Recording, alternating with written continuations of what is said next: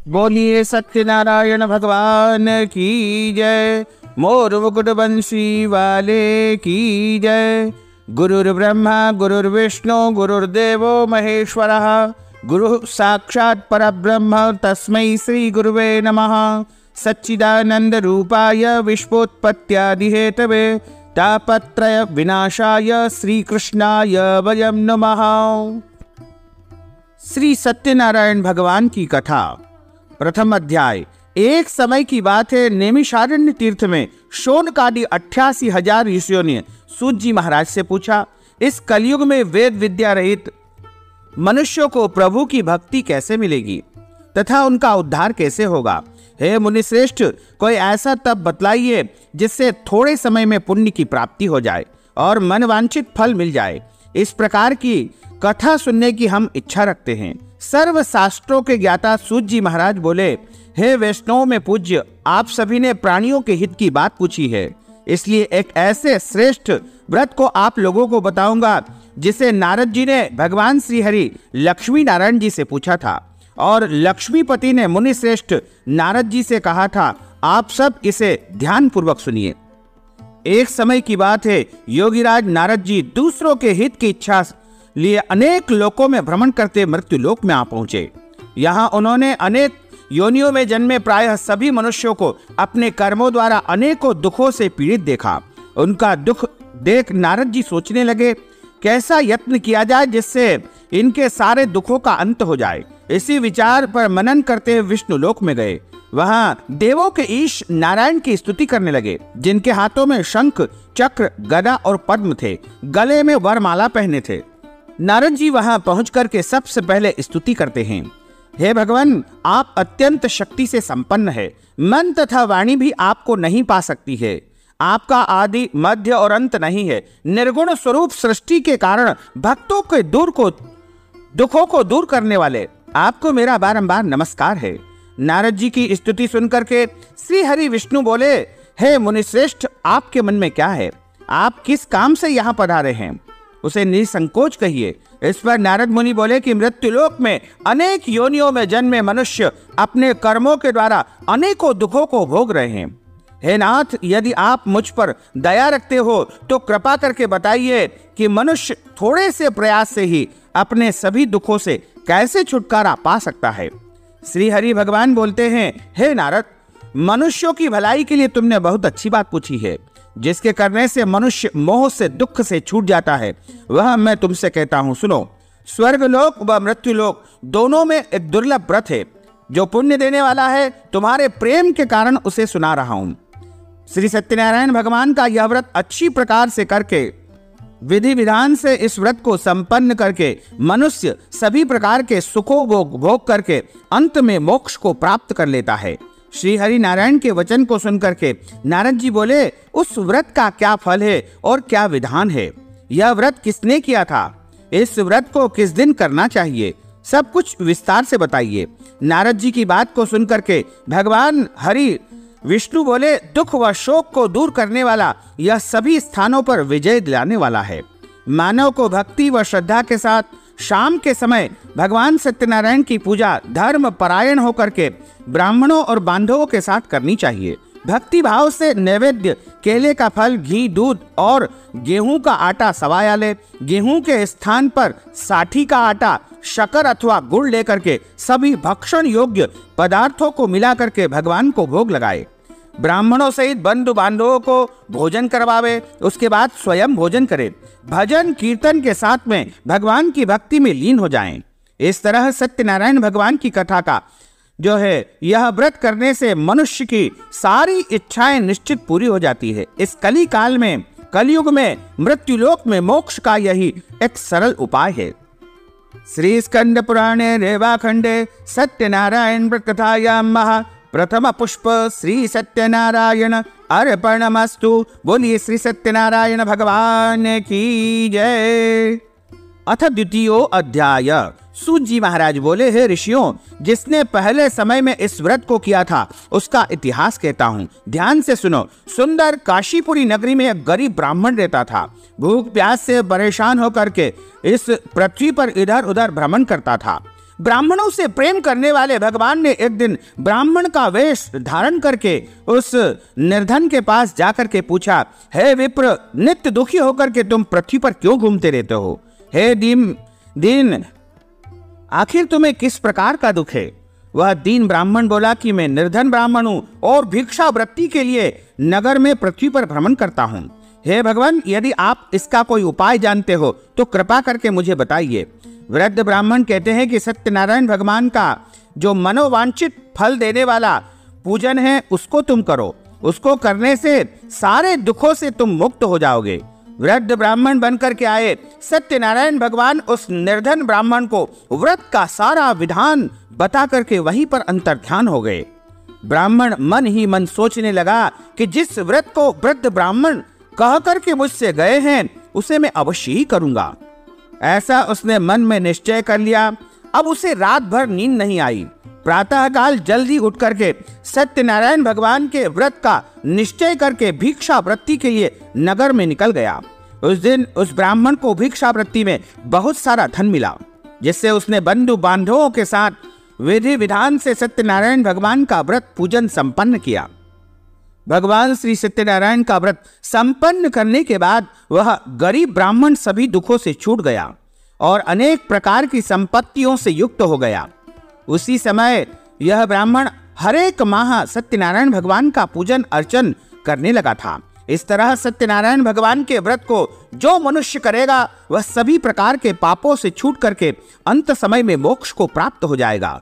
जो मनुष्य इस व्रत को करता है वह सभी दुखों से मुक्त हो जाता है। सूत जी महाराज बोले, इस तरह नारद जी से नारायण जी का कहा हुआ सत्यनारायण भगवान का व्रत मैंने तुमसे कहा है। हे विप्रो, अब और क्या कहूँ? ऋषि बोले, हे मुनिवर, संसार में उस विप्र से सुन करके किस किस ने इस व्रत को किया, हम सब इस बात को सुनना चाहते हैं। इसके लिए हमारे मन में श्रद्धा का भाव है। हे मुनियो, जिस ने इस व्रत को किया वह सुनो। सूत जी महाराज कहते हैं कि एक समय वही विप्र धन और ऐश्वर्य के अनुसार अपने बंधु बांधवों के साथ इस व्रत को करने के लिए तैयार हुआ। उसी समय एक लकड़ी बेचने वाला लकड़हारा वृद्ध वहां पर आया। लकड़ियों का बोझा बाहर रख करके ब्राह्मण के घर में जल पीने की इच्छा से गया और उनको नमस्कार करके जल पिया और उसके बाद प्रसाद उसने प्राप्त किया और पूछा कि आप यह क्या पूजन कर रहे हैं और इसके करने से क्या फल मिलता है? कृपा करके मुझे भी आप अवगत कराइए। उन ब्राह्मण ने कहा कि सब मनोकामनाओं को पूर्ण करने वाला यह भगवान श्री सत्यनारायण का व्रत एवं पूजन में कर रहा हूँ और इनकी कृपा से ही मेरे घर में धन धान्य की वृद्धि हुई है। उन ब्राह्मण से सारा व्रत का विधि विधान जान करके लकड़हारा बहुत प्रसन्न हुआ और चरणामृत प्रसाद लेकर के वह अपने घर को गया। लकड़हारे ने मन ही मन निश्चय कर लिया कि आज गांव में लकड़ी बेचने से जो भी धन मिलेगा उसी से मैं सत्यनारायण भगवान का पूजन तथा उत्तम व्रत करूंगा। मन में इस विचार को लेकर के वह वृद्ध लकड़हारा सिर पर लकड़ियों का बोझ रख करके नगर में लकड़ी बेचने निकल गया। जहां धनी लोग रहते ऐसे सुंदर नगर में गया। उस दिन उसे लकड़ियों का 2 गुना 4 गुना दाम यानी मूल्य प्राप्त हो गया। वह बूढ़ा लकड़हारा बड़ा प्रसन्न हुआ और उसने बाजार जाकर के केले, शक्कर, घी, दूध, दही और गेहूं का आटा लेकर के सत्यनारायण भगवान के व्रत की अन्य सभी सामग्रियां लेकर के अपने घर आया। वहां उसने अपने बंधु बांधवों को बुला करके विधि विधान से सत्यनारायण भगवान का पूजन और व्रत किया और इस व्रत के प्रभाव से वह वृद्ध लकड़हारा धन, पुत्र आदि से युक्त होकर के संसार के समस्त सुखों को भोग करके अंत समय में वैकुंठ लोक को चला गया। श्री स्कंद पुराणे रेवाखंडे सत्यनारायण व्रत कथायां द्वितीय पुष्प श्री सत्यनारायण अर्पणमस्तु। बोलिए सत्यनारायण भगवान की जय। अथ तृतीयो अध्याय। सूत जी महाराज कहते हैं, हे श्रेष्ठ मुनियों, अब आगे की कथा कहता हूँ। पहले समय में उल्कामुख नाम का बड़ा बुद्धिमान राजा था, सत्यवक्ता और जितेंद्री था। प्रतिदिन मंदिर जाकर के गरीब कुबों को और ब्राह्मणों को दान दक्षिणा दिया करता था तथा गरीबों को धन देकर के उन्हें कष्ट दूर किया करता था। उनकी पत्नी का नाम जो है कमल के समान मुख वाली थी और बड़ी ही सती साध्वी थी। भद्रशिला नदी के किनारे पर एक दिन सत्यनारायण भगवान का वह पूजन कर रहे थे। उसी समय साधु नामक एक वैश्य भी वहां पर आया। एक बनिया वहां आया। उसके पास व्यापार करने के लिए बहुत सा धन भी था। राजा को व्रत करते देख करके वह विनती करके पूछने लगा कि हे राजन, भक्ति भाव से पूर्ण होकर के आप यह क्या कर रहे हैं? मेरी सुनने की इच्छा है, आप कृपा करके मुझे बताइए। राजा बोले, हे साधु, अपने बंधु बांधवों के साथ पुत्र प्राप्ति के लिए, संतान प्राप्ति के लिए महाशक्तिवान श्री सत्यनारायण भगवान का व्रत तथा पूजन कर रहा हूँ। राजा के वचन को सुन करके साधु बड़े आदर से बोला, हे राजन, मुझे इस व्रत का सारा विधान कहिए। आपके कहे अनुसार मैं भी इस व्रत को करूंगा, क्योंकि मेरे यहाँ कोई संतान नहीं है और इस व्रत को करने से निश्चित रूप से मुझे संतान की प्राप्ति होगी। व्रत का सारा विधि विधान सुन करके व्यापार से निवृत्त होकर के वह साधु नामक बनिया अपने घर पहुंचा और साधु वैश्य ने अपनी पत्नी को संतान देने वाले इस व्रत का वर्णन कह करके सुनाया और कहा कि जब हमारे यहाँ संतान की प्राप्ति हो जाएगी तब हम भी सत्यनारायण भगवान का व्रत तथा पूजन करेंगे। साधु ने इस तरह के वचन अपनी पत्नी लीलावती को कहे। एक दिन लीलावती पति के साथ आनंदित होकर के सांसारिक धर्म में प्रवृत्त होकर के सत्यनारायण भगवान की कृपा से गर्भवती हो गई और ठीक 10वें महीने में उसके गर्भ से एक सुंदर कन्या ने जन्म लिया। दिनों दिन वह ऐसे बढ़ने लगी जैसे कि शुक्ल पक्ष का चंद्रमा बढ़ता है। माता पिता ने अपनी कन्या का नाम कलावती रखा। एक दिन लीलावती ने मीठे शब्दों में अपने पति को याद दिलाया कि आपने सत्यनारायण भगवान के जिस व्रत को करने का संकल्प किया था उसका समय आ गया है, आप इस व्रत को करिए। साधु बोला, हे प्रिय, इस व्रत को मैं इस कन्या के विवाह के समय करूंगा। इस प्रकार अपनी पत्नी को आश्वासन देकर के वह तो नगर में चला गया। कलावती पिता के घर में वृद्धि को प्राप्त हो रही थी, यानी बड़ी हो रही थी। साधु ने एक बार नगर में अपनी कन्या को सखियों के साथ देखा तो तुरंत ही दूत को बुलाया और कहा कि मेरी कन्या के योग्य वर देख करके आओ। साधु की बात सुनकर के दूत कांचनपुर नामक नगर यानी कलकत्ता पहुंचे और वहां देखभाल करके लड़की के लिए सुयोग्य वर की तलाश करके अपने साथ लेकर आए। साधु ने देखा कि बड़ा सुयोग्य लड़का है। उसे देख करके बंधु बांधवों को बुला करके विधि विधान से उसने अपनी पुत्री का विवाह कर दिया। लेकिन दुर्भाग्य की बात है कि साधु ने अभी भी श्री सत्यनारायण भगवान का व्रत नहीं किया। इस पर श्री भगवान क्रोधित हो गए और शाप दिया कि साधु को अत्यधिक दुख मिले। अपने कार्य में कुशल साधु नामक बनिया जमाई को लेकर के समुद्र के पास स्थित होकर के रत्न सागरपुर नगर में गया। वर्तमान में मुंबई जिसे कहा जाता है, वहां जाकर के दामाद ससुर दोनों मिलकर के चंद्रकेतु राजा के नगर में व्यापार करने लगे। एक दिन भगवान श्री सत्यनारायण की माया से एक चोर राजा का धन चुरा करके भाग रहा था। उसने राजा के सिपाहियों को अपने पीछे करते हुए देखा और चुराया हुआ धन वहीं पर रख दिया जहां दोनों ससुर जमाई ठहरे हुए थे। राजा के सिपाहियों ने साधु वैश्य के पास राजा का धन पड़ा हुआ देखा तो वह ससुर जमाई दोनों को बांध करके प्रसन्नता से राजा के पास ले गए और कहा कि हम दोनों चोरों को पकड़ लाए हैं, आप आगे की कार्रवाई की आज्ञा दें। राजा की आज्ञा से उन दोनों को कठिन कारावास में डाल दिया गया। उनका सारा धन उनसे छीन लिया गया। श्री सत्यनारायण भगवान के श्राप से साधु की जो पत्नी थी वह भी बहुत दुखी हो गई, क्योंकि घर में जो भी धन था उसे चोर चुरा ले गए। शरीर में पीड़ा, मन में चिंता, भूख प्यास, अति दुख होकर के अन्न की चिंता में कलावती कन्या इधर उधर घूमते घूमते एक ब्राह्मण के घर गई। वहां उसने श्री सत्यनारायण भगवान का व्रत होते हुए देखा, फिर कथा भी सुनी। प्रसाद ग्रहण करके रात को जब घर वापिस आई तो माता ने कलावती से पूछा कि हे पुत्री, अब तुम कहाँ गई थी और तेरे मन में क्या बसा हुआ है? कलावती ने अपनी माता से कहा कि हे माता, मैंने एक ब्राह्मण के घर में श्री सत्यनारायण भगवान के व्रत को देखा। कन्या के वचन को सुनकर के लीलावती भगवान के पूजन की तैयारी करने लगी। लीलावती ने परिवार व बंधुओं सहित श्री सत्यनारायण भगवान का पूजन किया और उनसे वर मांगा कि मेरे पति तथा मेरे जमाई राजा शीघ्र ही घर को आ जाए। साथ ही यह भी प्रार्थना की कि हम सबके द्वारा यदि कोई अपराध हो गया हो, कोई भूल हो गई हो तो प्रभु आप क्षमा कर दीजिए। श्री सत्यनारायण भगवान इस प्रकार इस व्रत से संतुष्ट हो गए और राजा चंद्रकेतु को स्वप्न में दर्शन दिया और कहा कि हे राजन, तुम उन दोनों वेश्यों को छोड़ दो और तुमने जो उनका धन लिया है उसे भी वापस लौटा दो।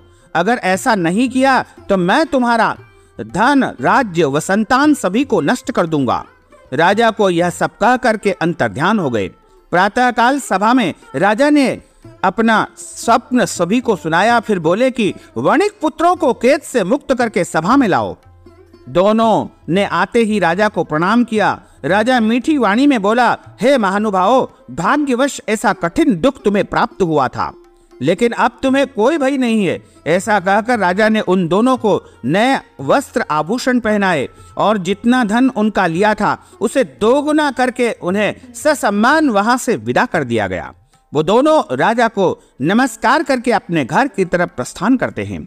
श्री स्कंद पुराणे रेवाखंडे सत्यनारायण व्रत कथायां तृतीय पुष्प श्री जय सत्यनारायण अर्पणमस्तु। अथ चतुर्थो अध्यायः। सूत जी महाराज बोले, वैश्य ने मंगलाचार करके अपनी यात्रा आरंभ की और अपने नगर की ओर चल दिए। उनके थोड़ी दूर जाने पर एक दंडी वेशधारी श्री सत्यनारायण भगवान ने का रूप धारण किया था, वह आकर के उनके सामने खड़े हो गए और दंडी स्वामी के रूप में पूछते हैं कि साधो, तुम्हारी नाव में क्या भरा हुआ है? अहंकार वश हंसता हुआ वह अभिमानी बोला कि हे स्वामी, आप क्यों पूछते हो? क्यों कुछ धन लेने की इच्छा है क्या? लेकिन मेरी नाव में तो बेल के पत्ते ही पत्ते भरे हुए हैं। वैश्य के कठोर वचन को सुनकर के भगवान बोले कि तुम्हारा वचन सत्य हो। दंडी स्वामी ऐसे वचन कह करके वहां से दूर चले गए। कुछ दूर जाकर के समुद्र के किनारे बैठ गए। दंडी स्वामी के जाने पर साधु वैश्य ने नित्य क्रिया के पश्चात नाव को ऊंची उठते हुए देखा और हल्की होकर के नाव को जब देखा तो खोल करके उसमें देखा तो धन के स्थान पर बेल के पत्ते ही पत्ते भरे हुए हैं। धन के स्थान पर पत्ते देख करके साधु नाम का बनिया मूर्छित होकर के पृथ्वी पर गिर पड़ा। मूर्छा खुलते ही वह अत्यंत शोक में डूब गया। तभी उसका दामाद बोला, पिताजी, आप शोक क्यों मना रहे हैं? यह दंडी स्वामी ने हमें श्राप दिया है, उनकी शरण में हमें चलना चाहिए, तभी हमारी मनोकामना पूरी होगी। दामाद की बात को सुन करके दंडी स्वामी के पास पहुंचे और अत्यंत भक्तिभाव से उनको प्रणाम किया, नमस्कार किया।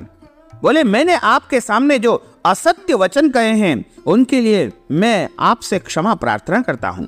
मैं बारंबार क्षमा प्रार्थना करता हूं, आप कृपा करके मुझे क्षमा कर दीजिए। ऐसा कह करके महान शोकातुर होकर के वह साधु नामक बनिया उन दंडी स्वामी के सामने जोर जोर से रोने लगा।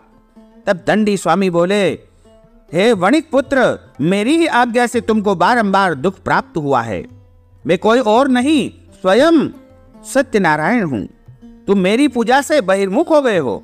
साधु बोला, हे भगवान, आपकी माया से ब्रह्म आदि देवता भी आपके रूप को नहीं जानते हैं। मैं अज्ञानी कैसे जान सकता हूं? आप प्रसन्न होइए, मैं अपने सामर्थ्य के अनुसार आपकी पूजा अवश्य करूंगा। मेरी रक्षा कीजिए और पहले के समान नाव में धन को भर दीजिए।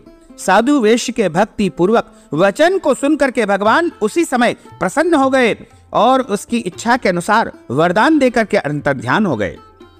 अब दोनों ससुर जमाई नाव पर सवार हुए और नाव धन से भरी हुई थी। फिर वही अपने अन्य साथियों के साथ सत्यनारायण भगवान का पूजन करके अपने नगर को चल दिए।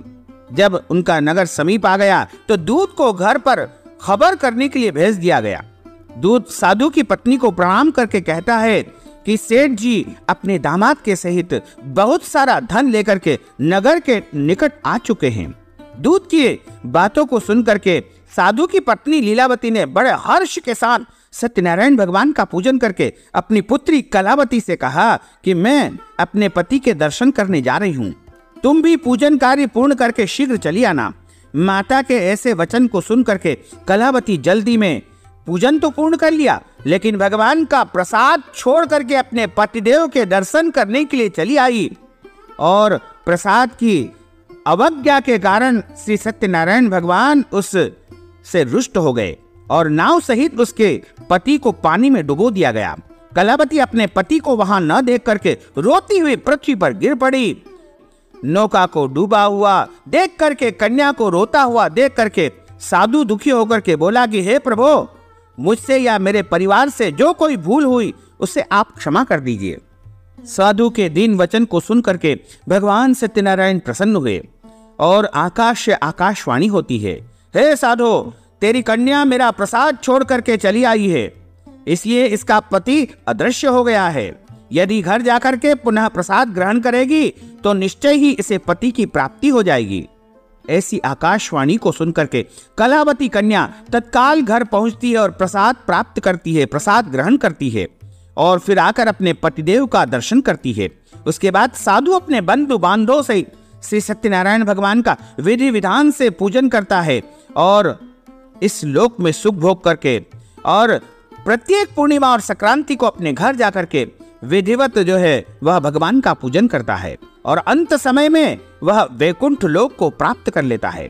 श्री सत्यनारायण व्रत कथायां श्री स्कंद पुराणे रेवाखंडे सत्यनारायण व्रत कथायां चतुर्थ पुष्प श्री सत्यनारायण अर्पणमस्तु। बोलिए श्री सत्यनारायण भगवान की जय।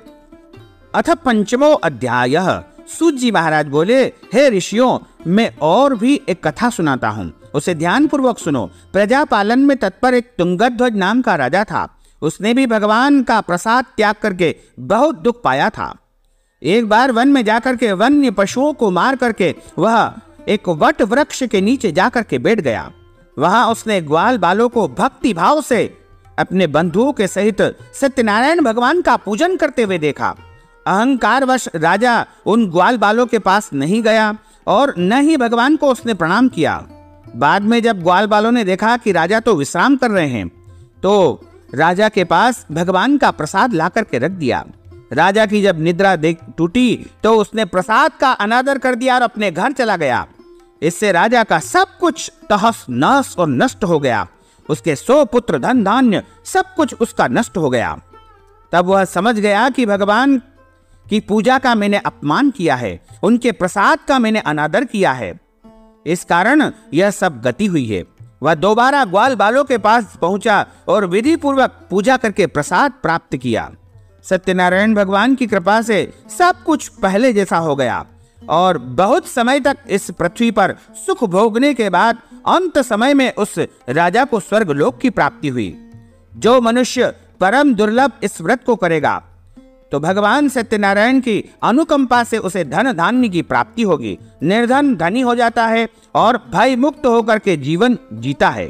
संतानहीन मनुष्य को संतान की प्राप्ति होती है और सारे मनोरथ पूर्ण होने पर मानव अंत काल में वैकुंठ लोक को चला जाता है। सूत जी महाराज बोले कि जिन्होंने पहले इस व्रत को किया, अब उनके दूसरे जन्म की कथा मैं कहता हूँ। वृद्ध शतानंद नामक ब्राह्मण ने सुदामा का जन्म पाया और अगले जन्म में भगवान कृष्ण की भक्ति करके मोक्ष को प्राप्त किया। लकड़हारे ने अगले जन्म में निषाद राज बन करके भगवान श्री रामचंद्र जी की सेवा की तथा उसके पश्चात उसने भी मोक्ष पाया। उल्कामुख नाम का जो राजा था वह दशरथ हुए और भगवान श्री राम तथा रंगनाथ जी की सेवा करके वैकुंठ लोक को चले गए। साधु नामक के वैश्य मौरध्वज बनकर के अपने पुत्र को आरे से चीर करके भगवान को दान दे करके उन्होंने भी मोक्ष पाया। महाराज तुंगध्वज ने स्वयं होकर के भगवान में भक्ति होकर के भागवत धर्म का इस संसार में प्रचार प्रसार किया। श्री स्कंद पुराणे रेवाखंडे सत्यनारायण व्रत कथायां पंचम पुष्प श्री सत्यनारायण अर्पणमस्तु। बोलिए श्री सत्यनारायण भगवान की जय। श्री वृंदावन बिहारी लाल की जय। श्री गोपाल कृष्ण भगवान की जय। अच्युतं केशवं राम नारायणं कृष्ण दामोदरं वासुदेवं हरे श्रीधरं माधवं गोपिका वल्लभं श्री जानकी नायकं श्री रामचंद्रं भजे। जानकी मनोहरं सर्वलोकनायकं श्री शंकरादिसेवितं पुण्य नाम कीर्तनम श्री राम राम राम राम राम नाम तायकम। रामा कृष्णा वासुदेवा भक्ति मुक्तिदायकम। रामा कृष्णा वासुदेवा भक्ति मुक्तिदायकम। रामा कृष्णा वासुदेवा भक्ति मुक्तिदायकम। बोलिए श्री सत्यनारायण भगवान की जय। मोर मुकुट बंसी वाले की जय, गोपाल कृष्ण भगवान की जय, श्री वृंदावन बिहारी लाल की जय। धर्म की जय हो, अधर्म का नाश हो, प्राणियों में सद्भावना हो, विश्व का कल्याण हो, सनातन धर्म की जय हो, गौ माता की जय हो, नगर बस्ती की जय हो, आज के आनंद की जय हो। नमः पार्वती पतये, हर हर महादेव हर।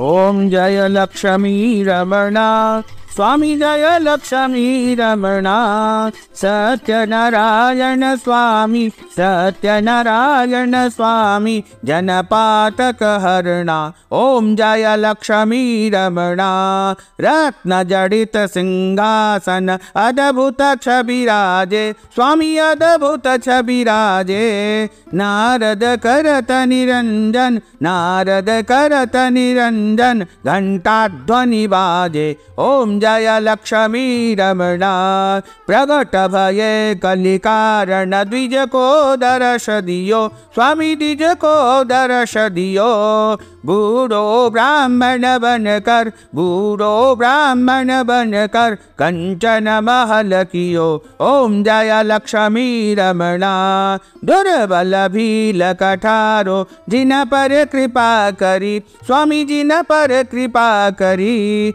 चंद्रचूड़ इक राजा, चंद्रचूड़ इक राजा, जिनकी विपति हरि। ओम जय लक्ष्मी रमणा, वैश्य मनोरथ पायो, श्रद्धा तज दीनी, स्वामी श्रद्धा तज दीनी। सो फल भोग्यो प्रभु जी, सो फल भोग्यो प्रभु जी, फिर स्तुति कीनी। ओम जय लक्ष्मी रमणा, भाव भक्ति के कारण, छिन्न छिन्न रूप धर्यो, स्वामी छिन्न छिन्न रूप धर्यो। श्रद्धा धारण कीनी, श्रद्धा धारण कीनी, तिनको काज सर्यो। ओम जय लक्ष्मी रमणा, ग्वाल बाल संग राजा, वन में भक्ति करी, स्वामी वन में भक्ति करी। मन वांछित फल दीनो, मन वांछित फल दीनो, दीन दयालु हरि।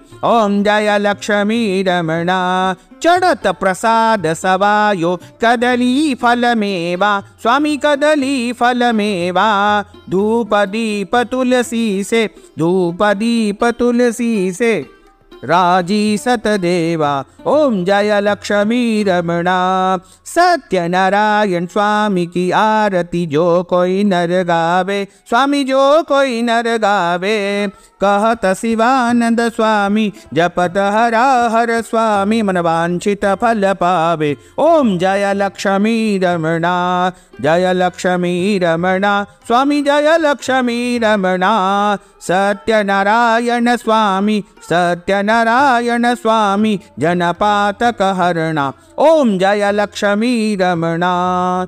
बोलिए श्री सत्यनारायण भगवान की जय, श्री वृंदावन बिहारी लाल की जय, गोपाल कृष्ण भगवान की जय। नमः पार्वती पते, हर हर महादेव हर। भक्तजनों, माताओं बहनों, हमारे इस ज्ञानवर्धक वीडियो को आप अधिक से अधिक लोगों को शेयर करिएगा, लाइक करिएगा, कमेंट करिएगा, और यदि अभी तक आपने सब्सक्राइब नहीं किया है तो अभी और इसी समय सब्सक्राइब अवश्य कर लीजिए। आपको और आपके पूरे परिवार को सादर जय श्री कृष्ण, सादर धन्यवाद।